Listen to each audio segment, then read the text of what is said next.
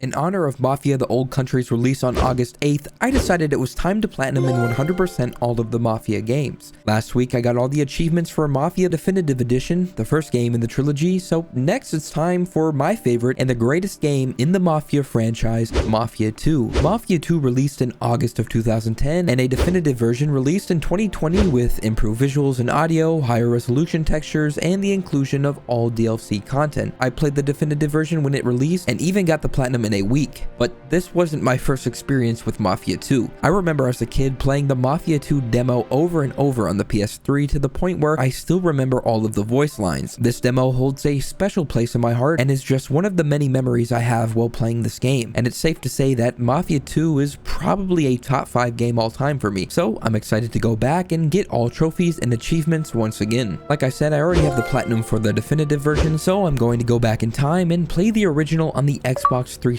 which I started over a decade ago. However, for the DLC trophies, I will go back and get all of those on the PS4. So this will be a bit of a hybrid between an achievement and a trophy hunting video. Nonetheless, Mafia 2 has 67 achievements, not including the platinum, with 47 in the base game and 20 in the DLCs. And let's just say this platinum in 100% was one for the ages. Let's get into it. Like Mafia 1, I would have to play and complete the game on the hardest difficulty. Mafia 2 follows the story of Vito Scaletta, an Italian immigrant who began his life in Empire Bay, or New York City, kind of, with humble beginnings. In the prologue, we see how Vito's story begins, with he and his family moving to Empire Bay from Italy in the 30s. As Vito got older, we learn that he met his best friend Joe Barbaro, who we'll get to know a little bit later, in school, and these two got into a bit of trouble as they got older, which led to Vito getting imprisoned and then sent to fight for the US in the Battle of Sicily during World War II. This leads into the first chapter called The Old Country, in which we take control of Vito during Operation Husky. With the help of local resistance, Vito and the other US soldiers are sent to neutralize the Italian forces who are held up in a church and to save the town's citizens, whom of which are about to be executed. This first chapter, per usual, acts as a tutorial as I learn how to shoot, climb over objects, take cover, and even throw grenades. And I can't lie, the combat in this game immediately felt better and way more natural to me than the combat in Mafia 1, and after making our way through the church, we eventually got to a window on the second floor where we see a large number of Axis reinforcements getting ready to retake the church. So of course I hop on an MG42 and do my best with taking out as many enemies as possible until a tank rolls in and Vito is knocked unconscious. And just as he's about to be executed, Don Callo, head of the Sicilian mob, pulls up and tells the Italian fighters that the Americans have come to liberate them from Mussolini's tyranny, and if they lay down their weapons and surrender now, they can go home to their families that day, marking the end of the opening chapter and earning me my first achievement called Viva la Resistenza, which I earned back in 2014. The next chapter, called Home Sweet Home, begins back at,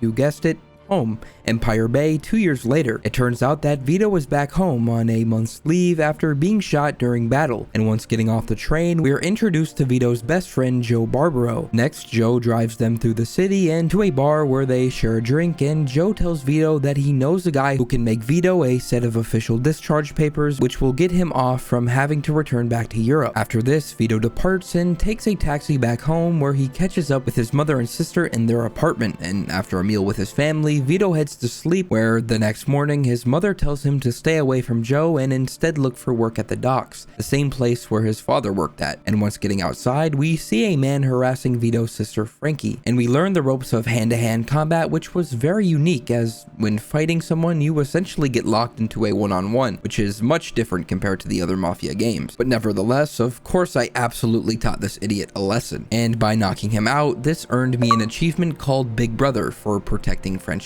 After beating the man up, Frankie tells me that the man was a debt collector and that their father left the family $2,000 in debt to a loan shark when he died, and that they needed to pay the shark back by the end of the week. So now Vito needed to find the money quickly. But first, on my way to Joe's, I noticed a couple having an argument. Well, if you were as good with a wrench as you were with your mouth, we could have this damn thing fixed already. That's crazy. You are so useless. And after helping the woman fix her car, I got my first Mafia 2 achievement in 9 years. There we go, all done. I just needed to screw a couple things in. Really? Well, thank you very much, handsome. Don't mention.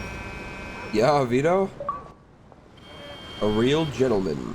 That is for fixing the car. Next, I made my way to Joe's apartment, where he tells Vito that he can stay at his place for the foreseeable future, and that he'll help him with his debt problems. But first, we needed to pick up Vito's discharge papers from a forger named Giuseppe. But before heading out, I picked up a magazine, which unfortunately I can't show here, and earned myself an achievement called Collector's Item. Of course, I would have to pick up all 50 magazines throughout the story in order to get an achievement down the line. Next, I got in Joe's car and learned how to drive, which again felt much better than Mafia 1's driving mechanics. Nonetheless, once getting to Giuseppe's, we got the discharge papers as well as some lockpicks, and after learning how to lockpick, we headed out where I decided to test out my newly learned skill on a 42 Jefferson, which of course, after getting into, a cop conveniently came around the corner and I was now wanted. And the police system in Mafia 2 is by far the most realistic in any game I've ever played. Basically, if you are seen committing a crime and the police see you or your license plate, anytime you go past a cop after that, they will chase you almost immediately, and the only way to stop that is if you change your plates or change your clothes. I personally love this feature, and it makes the cops in this game feel like they actually have a purpose compared to some other open world shooters like say GTA or Watch Dogs or something like that. Nonetheless, after losing the cops, we headed to a body shop where I changed the plates and even upgraded the car's tuning, all courtesy of Joe. Spoon ride.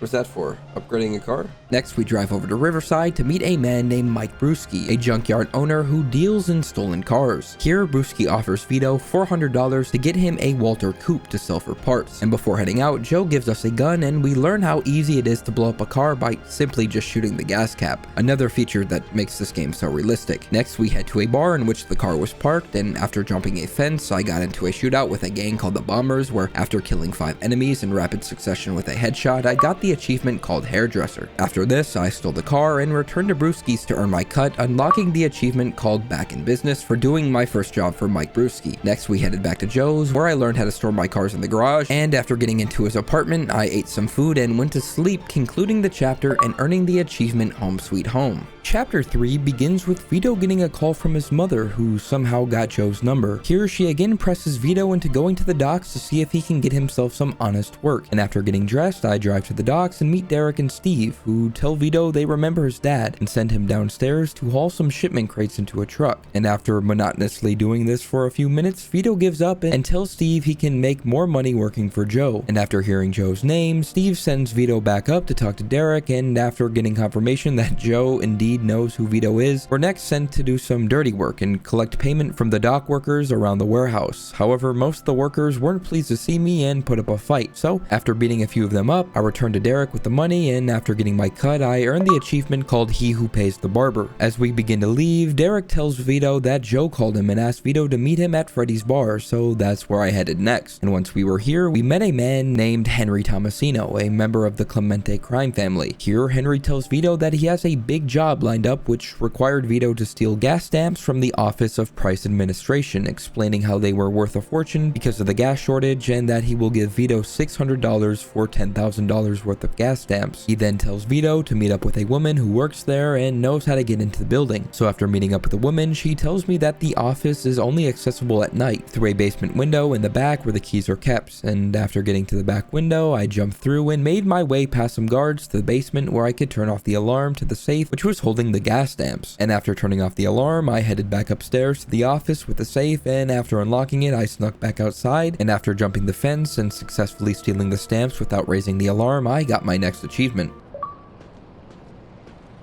The Professional. That's for successfully sneaking in and out without the alarm going off, so not too bad. After getting back to the bar, Henry inspects the stamps and notices that they expire the next day, so Vito is sent out to every gas station in the city to attempt to sell the stamps to the gas station attendants before midnight. Thankfully, I didn't have to go to all gas stations, but instead 6 of the 8 total. However, this would still be a bit of a challenge as the timer ticked down much faster on hard difficulty compared to the others, but I honestly didn't have much of a problem and was able to sell the stamps at 6 gas stations before time ran out, earning me my next achievement.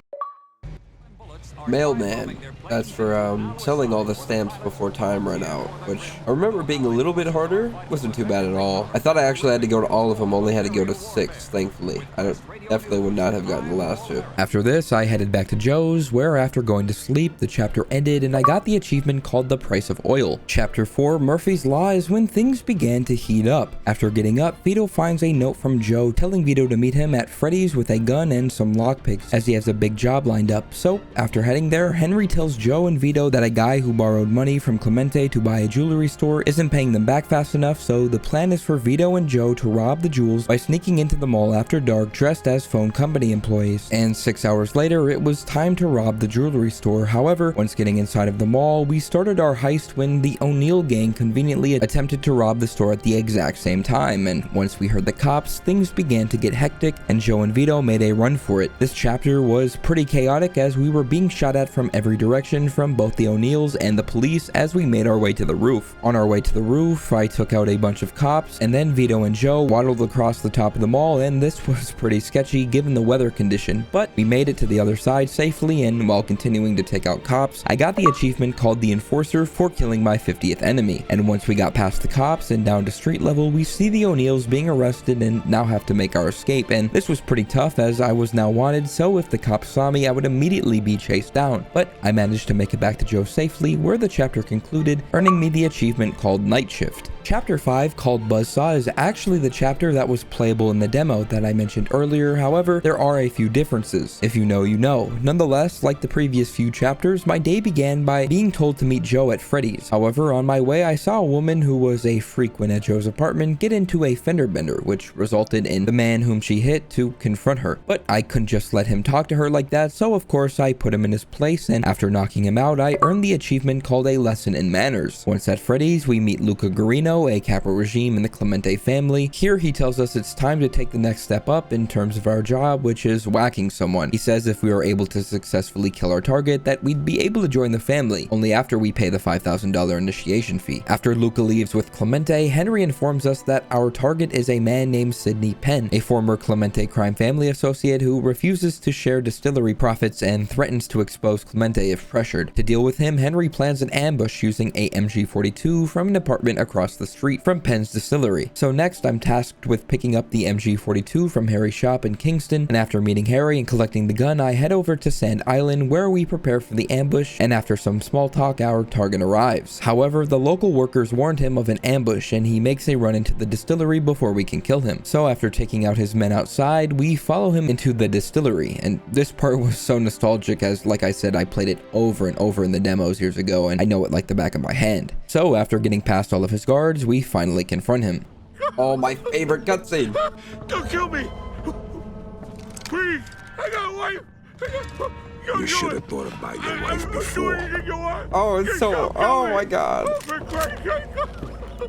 Don Clemente sends his regards. Oh! Fuck! Oh, you've done messed up, buddy. Fuck you! Sorry, you fuck! Oh my God, it's iconic. It is so good.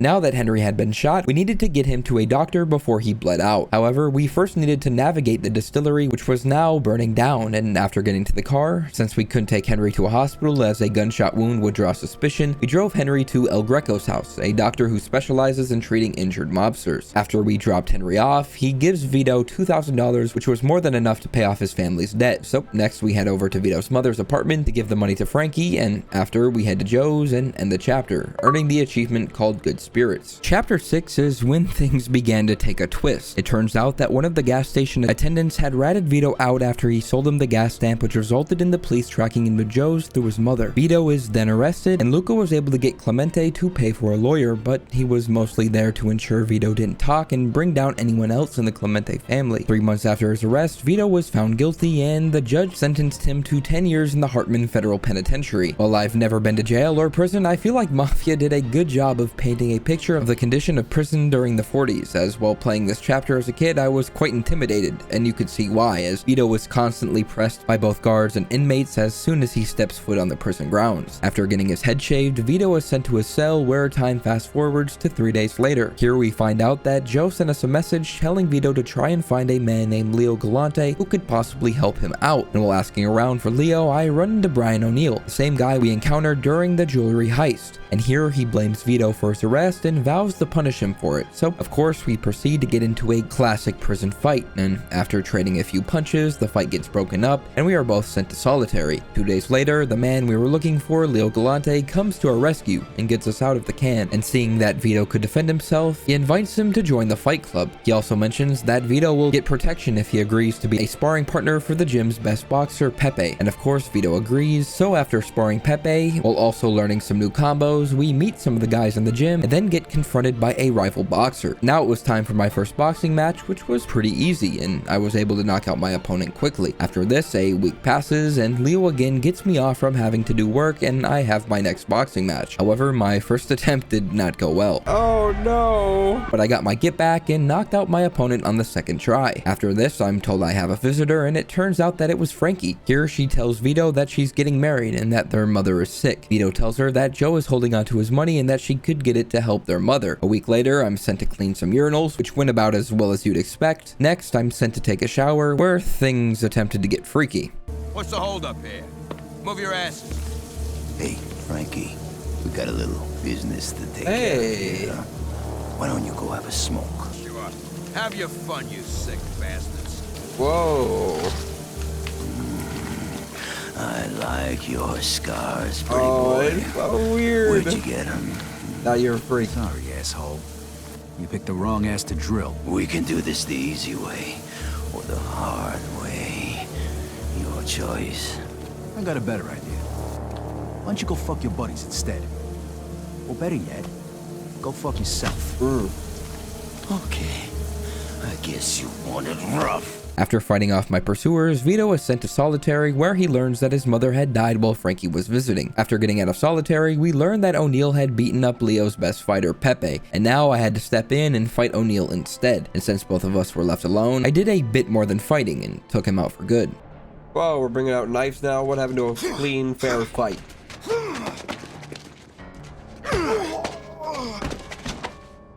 Oh yeah. Oh yeah, O'Neill. Shut the fuck up. Haha.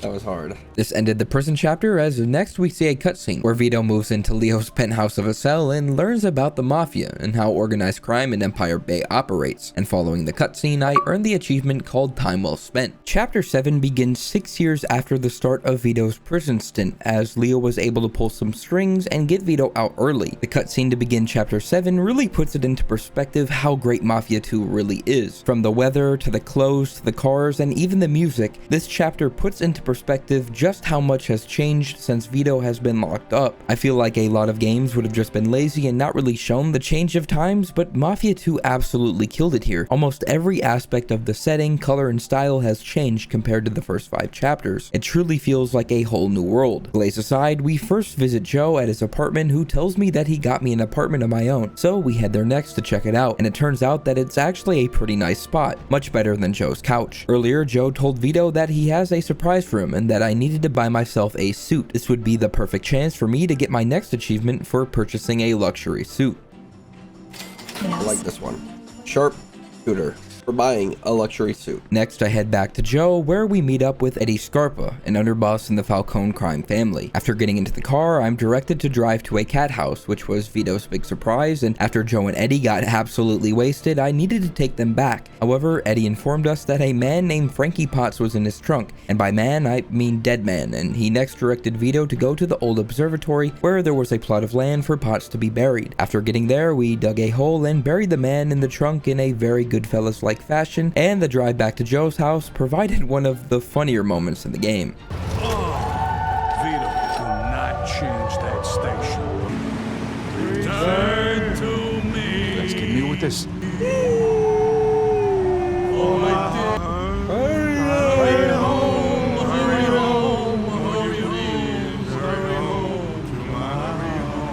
is the best part of your day.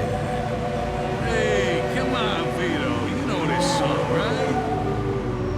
Yeah, let's go. Once dropping Eddie and Joe off, the chapter concluded and I got the achievement called Last Respects. Now it was time for one of the best chapters in the game called Wild Ones. This chapter begins after Vito was woken up by a friend of Joe's named Marty. Once getting downstairs, Joe informs me that our first job for Eddie and Falcone requires us to go to different locations in the city and sell stolen cigarettes to the locals. And I will admit, for how great this chapter is, it does indeed start slow, as for the first 6 or 7 minutes we hand out the cigarettes. This is until we are confronted by some greasers.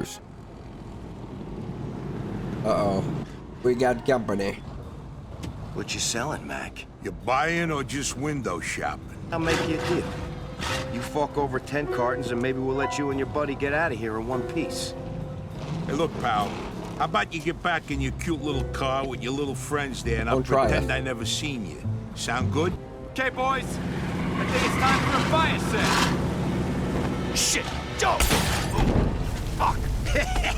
What do you say now? What do I gotta say? Deserved. That's... Come on, hop in that car and let's go. Now that our truck had been destroyed, we attempted to chase one of the greasers, but he got away. So we called up Eddie, who told us to meet Steve and some other muscle at a bar in which the greasers usually hung out at called the Crazy Horse, subtle reference to the Mafia I car. Here we grabbed some Tommy guns and Molotovs and absolutely dismantled the bar. Next we headed to the foundry, which was essentially the greasers' compound, to teach them a lesson. And this quickly turned into an all-out war as the greasers were armed and ready. This part was a lot of fun as me, Joe, Steve, Marty, and the rest of the guys took out a bunch of greasers until they were all dead, and then we went ahead and stole their hot rods, which we needed to sell in order to make our profits back from the truck that was destroyed. But first I wanted to get an achievement out of the way. This required me to get all wheels of my car into the air for at least 20 meters and then touch the ground again. So I drove to the main bridge in the middle of the map and completed the jump. Well, kind of, and earned the achievement called Rich or Die Flying. After respawning and selling the hot rod at Derek's, I made back the $2 grand and returned the money to Eddie. However, before heading back to my apartment, I spotted an armored truck and decided that it was time to get my next achievement, which was to survive the police for 10 minutes straight. So I hopped in the truck, got a 4-star wanted level, and sat in the truck for 10 minutes. For some reason, the cops didn't push the truck and just sat firing at it from a distance, and it turns out that the truck could only be damaged from the front. So I was safe and sound sitting there, and after the 10 minutes were up, I got the achievement. There we go. Hard to kill. That's for spending 10 minutes with a wanted level. Very easy with this armored truck. Not difficult at all. Thankfully, they did not push up on me and there was no other cops spotting, so not bad. Next, I drove home to sleep and ended the chapter, which got me the achievement called Wild Ones. Chapter 9, Balls and Beans, begins with Vito getting a call from Eddie and telling him to meet him at the Maltese Falcon with a gun and a decent car. And when I got there, Vito is introduced to Don Carlo Falcone, where they both share their disdain toward Clemente, and Eddie and Falcone tell us that it appears as if the Clemente family is getting ready to make a move on Falcone, and that we need to do something first. This leads into Eddie explaining that 3 of their guys, Harvey Beans Epstein, the Falcone accountant, Frankie the Mick, and Antonio Balsamo, all disappeared the night before, and the word around town was that Luca had something to do with it. So I now needed to find and follow Luca to find out if he had anything to do with it, as well as whack him. So I made my way to Freddy's, where I found Luca and followed his car to a slaughterhouse. Now I needed to find my way in, and it seemed like the best way was through the sewers. And after getting through the sewers, definitely not unscathed and without a stench, I found myself on the surface, where I saw the 3 men that were captured being escorted into a slaughterhouse. Next, I made my way inside, sneaking past the butchers and guards until I made it to the room in which Balls and Beans were being held. And of course, the stench on my clothes is what blew my cover. Hey, what's Try to that give me fucking 5 bands to stench? get put into the family. Oh. Hey! Hey, somebody's over there! Hey, who the fuck are you supposed to be? Jesus Christ, what is Captain Shitbag here to save the day? Shut the fuck up, Luca. After confronting Luca, he sent Sammy, a soldado in the Clemente crime family, to take me out, and I can't lie, he got pretty close, as if it wasn't for Tony Balls, who kicked a pistol over to me, I probably would have died. But instead, I took out Sammy, saved Balls and Beans, and began to chase Luca, who was trying to hide. After taking out all of the reinforcements, Tony Balls and I were able to get into the room, and Tony finished Luca for good. Now that the men were saved and Luca was dead, I headed back to the Maltese Falcon. Once I got there, and after stinking up the place, Eddie tells me to get changed and come back after. Once I got back, it turns out that by completing the job, Joe and I were invited to join the family, and of course, this celebration called for a special visitor. After talking with Leo, Joe and I had our separate initiation ceremonies, and in the ending cutscene, we see that Joe and Vito fully immerse themselves in the Mafia lifestyle, completing jobs, getting rich, buying cars and houses, and causing havoc across Empire Bay. And by completing this chapter, I earned the achievement called Man of Honor. The next chapter, called Room Service, is when things began to get wild. After waking up in my brand new house, I get a call from Eddie who tells me to meet him at Joe's. On my way over, I stopped at a body shop, and because I was now rich, I could fully upgrade my 42 Jefferson, which unlocked my next achievement. Frame handling. That's for fully upgrading the car's tuning. Once at Joe's, I met up with Marty, Joe, Don Falcone, and Eddie, and here the Don tells me that by Clemente killing and torturing Falcone's men, that the two families were now at war, and that because of this, anything they do to Clemente can be justified before the commission, so the family needed to act fast. It turns out that Clemente had a big family meeting at the Empire Arms Hotel later that afternoon, and they're going to use this opportunity to get rid of him and all of his top guys. Joe then explains his plan of entering the hotel disguised as window washers, and then planning a bomb in the boardroom that after detonating would kill Clemente and his men. Now that the plan was set, Joe tells Vito that Marty will be the getaway driver, and we next head over to the hotel. Once in the parking garage, I make my way into the hotel and find a guy who can provide us with uniforms, and after changing, Joe and I make our way to an elevator where we spot an old friend. Let's go. Move it.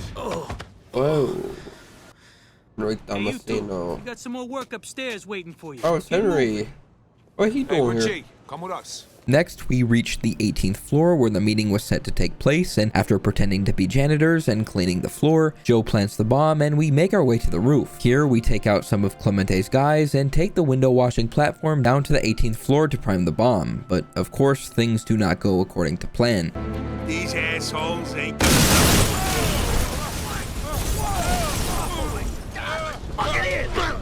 What the hell was that? I don't know. The thing just blew. We'll barely feel it, All right. Let's go take a look.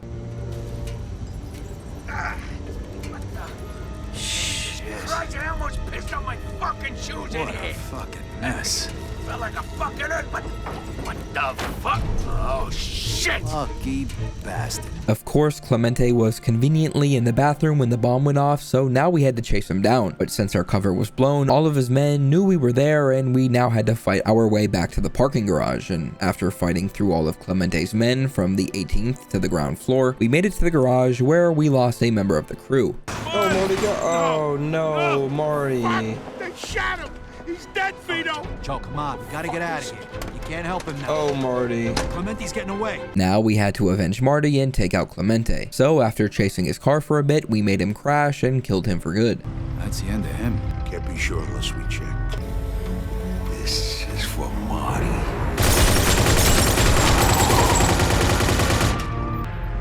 Now it's over.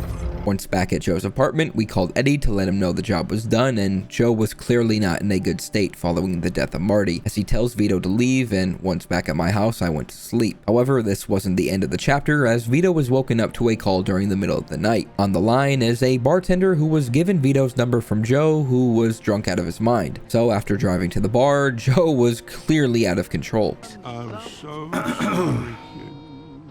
This never should have happened. Never should have happened. Oh, Jesus! Ah, shit. Oh, my God. You gotta be kidding me. What the fuck is wrong with you? Now I not only needed to take care of Joe, but I needed to get rid of the bartender's body. And after dropping Joe back off at home, I took the car with the body in the trunk to Brewski's to be disposed of. And after destroying the car, I got the achievement called Hey Joe for cleaning up after him. I also felt like this was a good time to get a miscellaneous achievement out of the way, one that required me to sell 5 vehicles to Brewski at the scrapyard. So I went around the area and stole and destroyed cars until the achievement popped. Yep. Proper scrapper. That's for scrapping 5 cars. After this, I returned home and actually went to sleep, ending the chapter and earning me the achievement called Checking Out. Chapter 11, a friend of ours, begins with Vito getting woken up due to someone ringing his doorbell. It turns out that this someone was our good old friend Henry, who was now out of a job due to the death and destruction of the Clemente family. He invites Vito for a drink and on the way asks if Vito can put in a good word with Falcone, and it turns out that Henry did notice us in the hotel. But do me a favor, would you? Yeah, sure. Next time, get a better disguise than a phony fucking mustache. I saw you 2 bricks from a mile away. Once at the Maltese Falcon, Vito introduces Henry to Eddie. Here we learn of some friction between Vinci and the Falcone family, and to ensure the family is not caught off guard by a potential hit, Eddie decides that the Falcones have to strike first. That strike being getting rid of Vinci Consigliere and Vito's father figure, Leo. Understandably, Vito turns down the job, but Henry steps up to the plate as this would be a good first impression to Falcone. Knowing that Leo is about to get assassinated, we have to get to him before Henry does. So next I race to Leo's house and warn him of the hit. But as I got there, Henry pulled up with a bunch of muscles, so we had to quickly escape. This would be a chance for me to earn a miscellaneous achievement by escaping Henry without being caught. And after doing this, I got the achievement. All right, here we go. Come on. Tight is tight. All right, go ahead, Leo. Damn it. Shh, Leo. I'm too old for this shit. Back down, will you? This guy don't kill me. You Come and on. your crazy I'm right behind you. ideas. Let's go.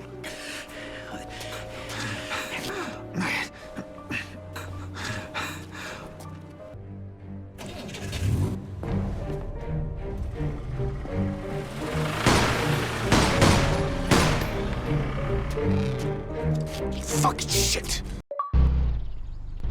Wake up call. That's for getting out of the house without being detected. Seeing that Leo had one of the fastest cars in the game, I decided to drive it to a nearby body shop and fully upgrade the car to attempt to get my next miscellaneous achievement, which required me to travel at 125 miles per hour. And once fully upgrading and traveling to the big bridge, I stepped on the gas. Come on! Come on! Oh, we got it. Pedal to the metal, right as we were dying. After respawning, I took Leo to the train station and said my goodbyes. After getting home, I noticed Frankie was sitting on my porch where she told Vito that her husband was beating and cheating on her. So of course I had to take matters into my own hands and show him a lesson. So after tracking him down to a party, I confronted him and knocked him out. Once getting back home, Frankie called Vito upset, telling him to stay away from her and Eric from now on. Next I headed to sleep, but again this is not where the chapter ended. Instead of being woken up because of Joe, I was woken up to a bunch of O'Neills setting fire to my house. Since the house quickly became engulfed in flames, I had no choice but to jump out of a window and run away. With no other option, I headed to Joe's. Once there, Vito tells him what happened, and after making a few calls, Joe finds out where the O'Neills hung out, a bar called the Hill of Tara. It turns out the gang is now run by Mickey Desmond, but there are others who want to take over, so to show he means business, he went after Vito as revenge for killing the gang's former leader, Brian O'Neill. And since we knew where they were, it was time to take out another family for good. So Joe and I made our way there, and once arriving, we took out every single O'Neill in the bar. However, Desmond attempted to make a run for it, and in order to get an achievement, I needed to kill him. And funnily enough, I didn't have to make much of an effort, as the cops saw me shooting at him and proceeded to arrest him, which caused him to surrender, making himself an easy target. Oh, you're dead. That takes care of that. Suspect is about 6 feet tall, average size. That takes care of that, huh? I was about to get arrested. I should have let him get arrested. After killing him, I got the achievement called End of the Rainbow for settling the score with the Irish once and for all. On the way back to Joe's, he tells Vito that he can have Marty's old apartment rather than crashing on Joe's couch. So after dropping Joe off, I headed to Marty's. But before going to sleep, and because Marty's apartment was so close to the docks, I decided to sell almost every car in my garage at Derek's at the end of this chapter and the beginning of the next, which netted me my next achievement for selling 5 cars to Derek. Yep.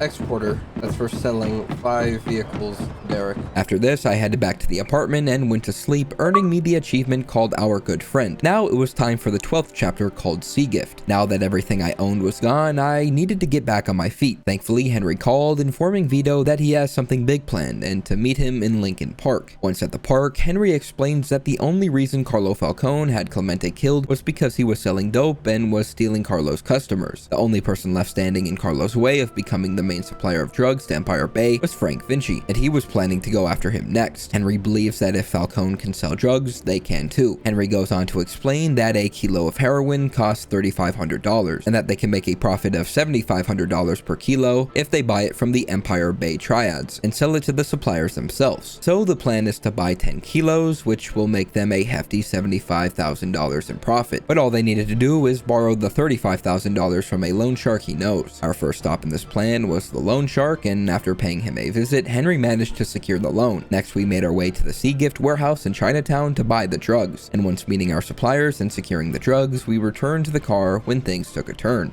Hello, gentlemen. Fucking I setup. think you have something for us. Drop the suitcases. Nice shoes. Wait a minute, these guys ain't cops?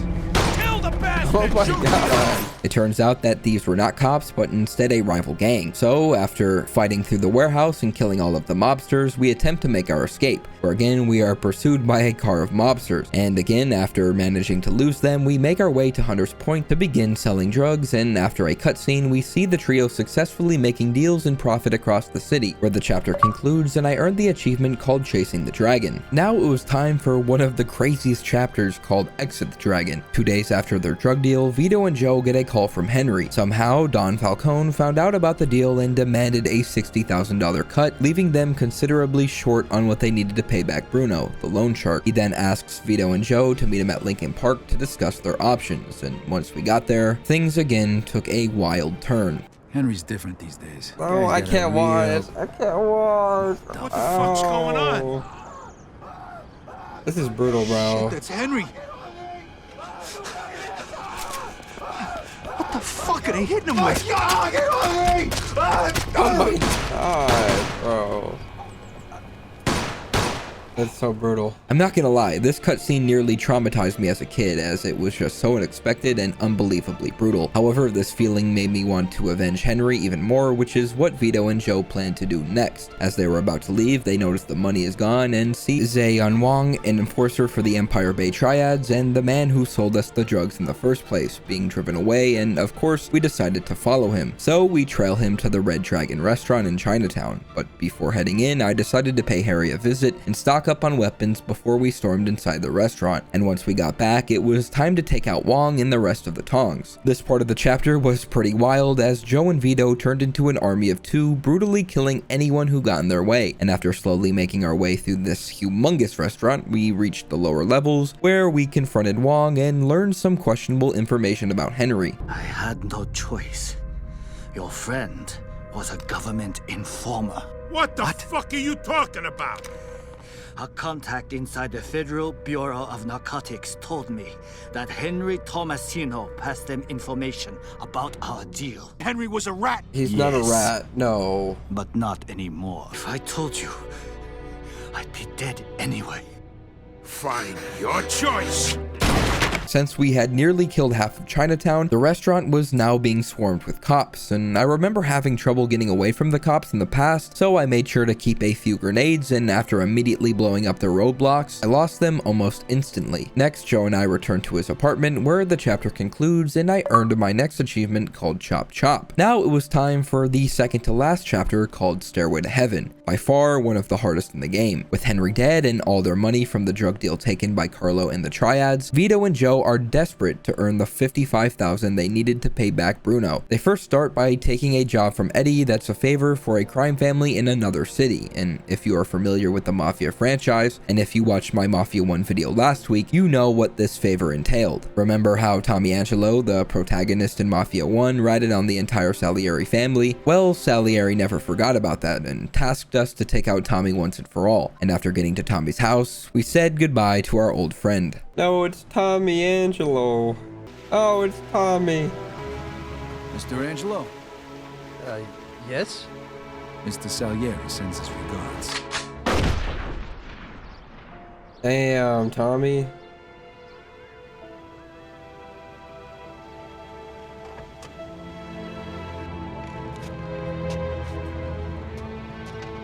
After killing Tommy, I earned the achievement called the Mafia Never Forgets. While this job was done, we still needed a lot more money, so Vito and Joe decided to split up and each earn their portion of the money needed. Vito first decided to head to the docks to see if Derek has any work for him. It turns out that Frank Vinci is organizing a sit down with the other bosses, and he took all of Derek's men as bodyguards. He then asks Vito to help him break up a strike of the local dock workers who are refusing to work. And once confronting the workers, we learn a bit about what happened to Vito's dad. Vito?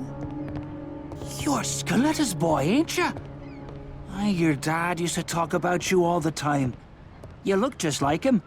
But what are you doing working for this bastard? After what he did to your old man? Shut your fucking mouth right now. That bastard killed your father, Vito. No. After learning that Steve and Derek killed Vito's father, Vito turns against them and decides to take them out next. This part of the chapter is by far one of the hardest in all of the Mafia trilogy. Killing Steve and the initial guards wasn't a problem, but actually taking down Derek inside of the warehouse was a whole different story, and I died over and over. While there's a glitch to make it easier to kill Derek, I knew that this wasn't necessary as I was able to kill Derek legit in the past. So instead of staying back and attempting to pick him off from afar, I decided to rush up close, killed a few guards on the bottom floor, and waited for the 2 waves of guards to come downstairs. And after taking them out, only Derek and his 2 guards remained. So instead of going out in the open, I bounced a grenade off a support post and killed everyone on the 2nd floor. After this, I made it to Derek's office where I stole his money and earned the achievement called Out for Justice. Now I needed to collect the money by any means possible, so I used this to get another miscellaneous achievement which required me to rob 5 stores in under 5 minutes, so that's what I did. Yes. Fuck up. That's for robbing 5 places in 5 minutes. After securing the rest of the money, I returned to Joe's, where after waiting for a few hours, he never turned up. So I next met up with Eddie to see if he knew where Joe was, and again, no cigar. But here Eddie does say that the Don found out about Henry's deal and the fact that a number of triads had been killed. He says that they think it was either the Falcones or Vinci's and have already started threatening Vinci and his men. He says if the situation doesn't settle fast, everyone will be in trouble. Next, I headed to Giuseppe's shop to see if he knew where Joe was, and here he explains that a few of Vinci's men came and took Joe to speak with Frank Vinci, who wanted a word with him. So I headed to the Mona Lisa bar where Vinci and his men hung out at, and after getting there and asking where Joe was, I'm confronted by Vinci's men and am knocked unconscious. While knocked out, they took me to a construction site where I wake up to me and Joe hanging from a pipe and being interrogated by Vinci himself. After not giving up any answers, we managed to break the pipe and attempted to escape. From here, we fight our way through the construction site until we get to the ground floor. From here, I take Joe to El Greco's to get patched up. Now that I had both mine and Joe's money, I take it back to Bruno, and here we find out that he is the very loan shark who antagonized Frankie and his mother at the beginning of the game. I know a Skelettor once, but I must say, you're much better at He's the dude who sold the dad the debt. His poor wife had to do it for him. So it was you who lent my father the money? Your father. Ah, like father, like son. I see you don't approve. But I didn't make him borrow the money, now did I? Just like I didn't make you. If you ever need a loan, you know where to find me. And after the cutscene ended, so did the chapter, earning me the achievement called Men at Work. Now only 1 chapter remained. However, I wanted to earn every other achievement before ending the main story. So first I loaded a previous chapter and decided to look for the remaining 4 cars I needed in order to reach 30 total, and after stealing a bus, a few cars, and a truck, I got the achievement. Oh, there we go. Petrol head. That's for riding in 30 different vehicles. Next, I headed to the docks and took out the remaining 15 enemies with melee attacks, completing the total of 30 kills needed to earn my next achievement. Knucklehead. That's for killing 30 quote-unquote enemies with melee attacks. Obviously, those guys weren't enemies, but I killed them with melee attacks regardless, so that counts. After this, I took out my 42 Jefferson, got some gas, another awesome realistic feature in the game, and attempted to keep the vehicle at 30 miles per hour for over 5 minutes. And this was way easier than it seemed, as just using the speed limiter on the highway kept me above 30 for the entirety of the 5 minutes. Oh, so it's not 5 minutes. There we go. Cruise control. Next, I went ahead and killed 2 birds with 1 stone and attempted to collect all 159 wanted posters around the map. While doing this, I made sure to use the 42 Jefferson as I needed to drive 50 miles using it. Thankfully, I only needed to collect 159 wanted posters, and I know that sounds insane, but crazy enough, the definitive edition added 30 more, so I was glad I didn't have to collect the 189 yet again. So for the next 3 hours and 30 minutes, I scoured the map for the wanted posters, and after collecting the 159th, I got the achievement. Alright, here we go, the final one. Hard sharp. That's we're collecting 159 wanted posters across the city. And shortly after collecting the last wanted poster, I made my way to the highway where I reached 50 miles and got another achievement. Yes. 1 careful owner. That's for going 50 miles in 1 vehicle. Now it was time to complete the base game with the 15th and final chapter. The chapter begins where the beginning of the game did, in a dark room with Vito reflecting on his life, knowing that the truth would come out sooner or later and that he would have Falcone after him along with the Chinese and Vinci. The next morning, Vito receives a call from Eddie, requiring Vito to meet him and Falcone at the observatory, and once I got outside, a car pulls up and tells me to get in. It turns out that Leo was back in town and is furious that Joe and I started a war between the Triads and the Mafia families. And speaking of the Triads, their Don was also in the car. Here, Leo tells me that everyone wants Vito dead and that Leo pulled a few strings in order to keep me alive. He also confirms that Henry was indeed a rat, which is why Mr. Chu's men killed him and why the feds are now going after Falcone. So I had 2 options, kill Falcone or be killed myself. Of course, I chose the first option, and now it was time to kill Don Carlo Falcone at the observatory. Once getting there, Vito is informed that Falcone wants to see him, and a guard asks for his gun, and instead of giving him the gun, he gives him a couple of bullets and makes his presence known almost immediately. Now I had to fight through waves of Falcone's men outside of the observatory until I made my way inside. Once inside, I continued taking out more of his men until I made it to the rotunda, where here we are confronted by Joe. But your buddy Joe understands, don't you, Joe? No. What the fuck is this? I could ask you the same question. Loyalty's a funny thing, huh, Vito? Joe, you just gotta trust me. And now, you dumb fuck, you're gonna pay for it. Now, Joe. Hey, if you're gonna pull that trigger, do it already. What are you waiting for? Vito, let's shoot this cocksucker. Remember what we talked On about, tree. Joe? You're gonna throw all that away? Let's go. Let's go, Joe. Now! Joe picked family over loyalty, and we joined together again to take out Falcone. After this, we take out Falcone once and for all. You know something, Carlo? For the last 10 years, all I done was kill. I killed for my country. I killed for my family. I killed anybody that got in my way. But this one's for me. Yeah. Fucking prick. I love you, Vito. By killing Falcone, I got the achievement called Finish Him, and the rotunda is where I found the final Playboy magazine and got the achievement for finding all 50. Ladies man, I cannot show the bottom of the half of that on YouTube. After this, Joe and I make our way outside where the final cutscene begins. What the hell is this? It's all right, Joe. Is it done? It's done. All right, then. Looks like a celebration is in order. Let's go. Come on. Let's head to the cat house. Oh, that's the dude I boxed in prison. Come with me, Vito. There's more we need to talk about. All right, we'll see you over there. Hey, what the hell's going on? Where they taking Joe? Sorry, kid. Joe wasn't part of our No. No, Joe. That's crazy. He saved my life and then I gave him up. What a game. Tough Nut. I think that's for beating the game. And Made Man, that's for beating it on Classic. Now that the story was over and all the base game achievements were earned, it was time to flip over to the PS4 and earn all of the DLC trophies in the definitive version. I decided to follow the orders of the DLC and start with Jimmy's Vendetta. And I should say I won't be going as in depth in these stories for the DLCs as they are quite irrelevant and the DLCs themselves are some of the worst I've ever played. So without further ado, Jimmy's Vendetta. To give some context, the main protagonist, Jimmy, is a lone gun for hire who takes on missions for various crime syndicates in Empire Bay. He's not actually part of the original canon, and his DLCs take place in an alternative timeline. During the Betrayal of Jimmy DLC, which features 0 trophies, Jimmy is hired by Don Sal Gravina and Tam Brody to dismantle rival crime rackets, but once his job is done, they double-cross him and he gets framed and sent to prison. This sets the scene for Jimmy's vendetta, as during the opening mission, we see Jimmy break out of the Hartman Federal Penitentiary. To cover his escape, he orchestrates a riot. How remains unclear, but it provides the perfect distraction for his getaway, and after beating up some guards, we escape through a vent and end up outside of Marty's apartment from the base game. This marked the end of the first mission, and I earned my first trophy of the DLC. First step.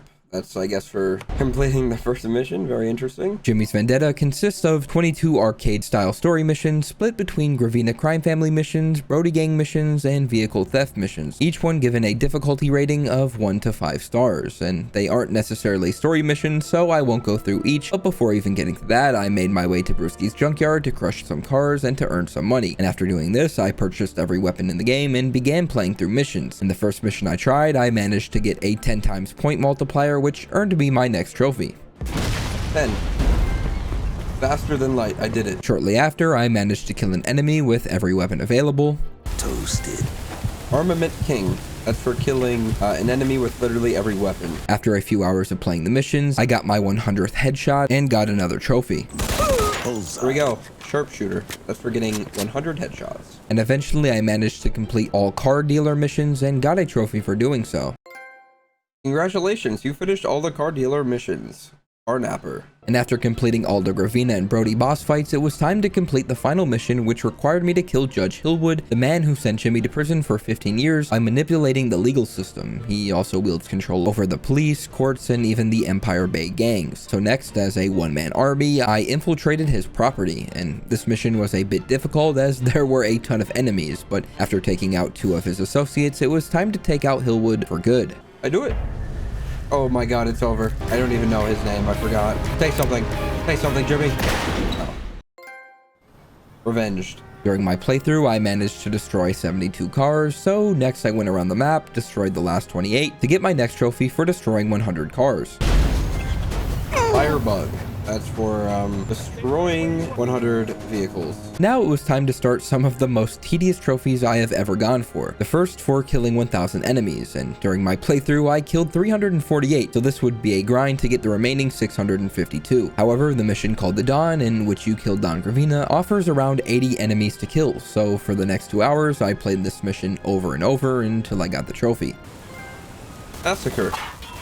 That is for killing 1,000 mobsters. If you hadn't noticed, Jimmy's Vendetta includes a point system, and obviously the better you do in missions, the faster you drive, the more enemies you kill, and the more vehicles destroyed, the more points. However, when all the missions were complete, I only had 4,000, and this doesn't sound all that bad. Well, that is if I didn't need 1 billion points in total, so instead of going and playing the many boring and repetitive missions over and over, I made use of a glitch, which required me to clip a car through a shop and then fall through the map for hours on end. So one night before going to sleep, I set up the glitch and waited for my point total to go up, and after a good 3.5 hours, I earned the trophy. Now that the glitch is working, I'm gonna go ahead, turn off the camera, go to sleep, and we'll see where we're at in the morning.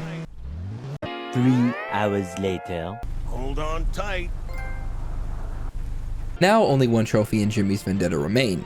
I now needed to drive 1,000 miles in total, and again, this doesn't sound all that bad. However, at the end of my playthrough, I only had around 41, which means I would have to drive over 900 miles in order to get the trophy, and apparently it would take over 15 hours straight driving around the map to reach 1,000 miles. So of course I wasn't going to go through this pain, and instead returned back to the glitch spot and left my PS4 on over the course of the next 3 days until I got to around 990 miles, and then decided to drive the last 10.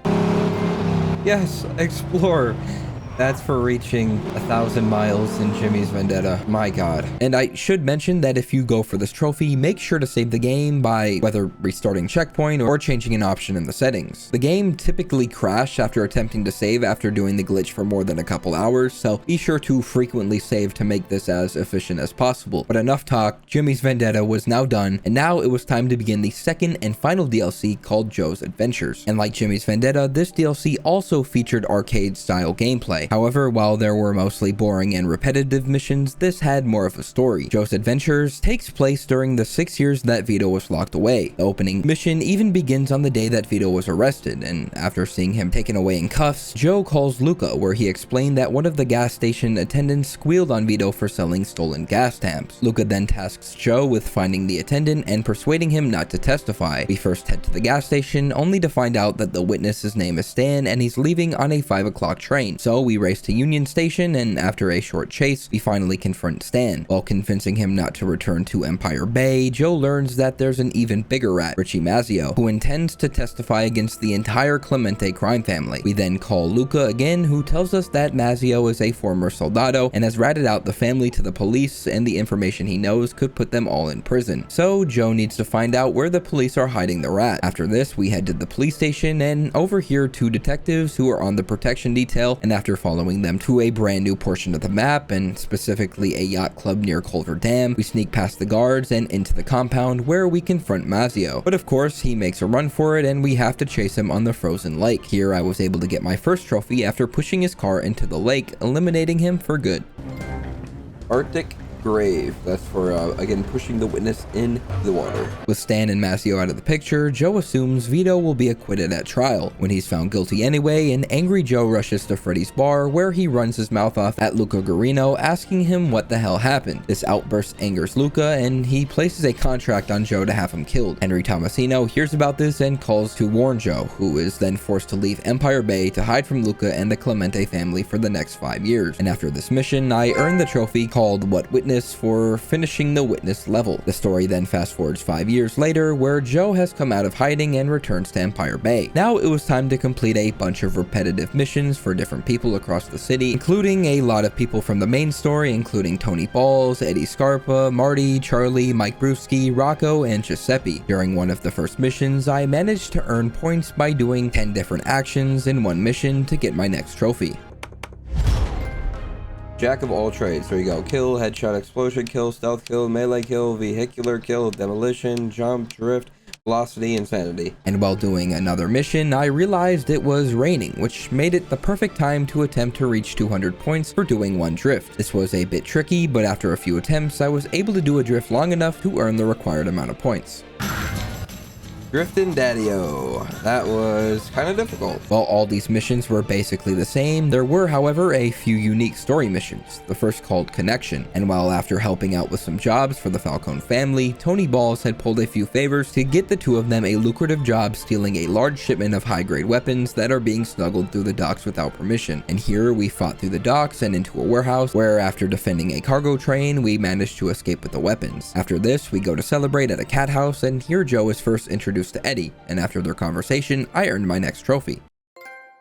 Dockyard Discord. It was pretty fun. It was different from all the other missions I played for the last 2 days. It actually felt like a real mission. After completing a few more missions, it was time to begin the next story mission called Supermarket. And this mission takes place at, you guessed it, a supermarket. And this was a brand new location to the game, and I can't lie, it was actually pretty cool. The mission, however, was very straightforward, as Eddie sends Joe and Tony to rob the supermarket. However, once here, we encounter private security guards inside. And after taking them out, Tony roughs up the owner for the safe key, and while doing this, the Empire Bay Police Department show up in full force. While I defended Tony from the police, he eventually gets the key, and as we open the safe, the SWAT unit arrives and we have to fight our way out of the smoke. Once clearing them out, we break into a car that was being used for promotional purposes and make our escape. After this, we meet Eddie at a construction site. Here we also meet Rocco, Falcone's underboss, and after our discussion, I got my next trophy. 5-finger discount. That was for, I guess, beating that mission. It was pretty cool. After doing this, I continued to do missions until it was time for the final story mission called Cat House. After entering the Garden of Eden, we learned that Rocco was attempting to take control of the Falcone operation by ambushing its top leadership at the Cat House. Now it was up to us to stop him before he could take out Eddie and the Don. So next we fight our way through the Cat House, taking out a bunch of mobsters along the way, and once Rocco realizes that we are fighting back, he attempts to make a run for it. So after following him outside, this part of the mission ended and I earned my next trophy. Mine the goods. I guess that's for beating that portion of the mission? Next, Eddie and I follow Rocco to the construction site where I am sent to take him out alone. So again, per usual, I fought my way past all the enemies to the top of the construction site where I killed Rocco for good, ending the story to Joe's adventure. Same shirt, different day. I was not wearing the same shirt. I was wearing a different shirt, and it was the same day. Now, only 2 more trophies remained. The first required me to reach 2,000 points for 1 velocity run, and this basically meant I needed to keep a speed above 70 miles per hour until I reached 2,000 points, and this was honestly easily done with a fast car on the expressway. Being touted as a great way to Hypersonic. That is for 2,000 multiplier while going fast, essentially. Now it was time for the final trophy in the Mafia 100%. This one required me to reach 200 points for 1 jump, and I'm not gonna lie, I definitely struggled with this, as in order to collect the points, you needed to land without hitting a single thing. But of course, most jumps in the game were surrounded by objects that were easily hit, and I did not have any luck to start. However, I attempted to do this at the docks, and here I managed to get super lucky and earn the trophy. Oh! Yes! Yes!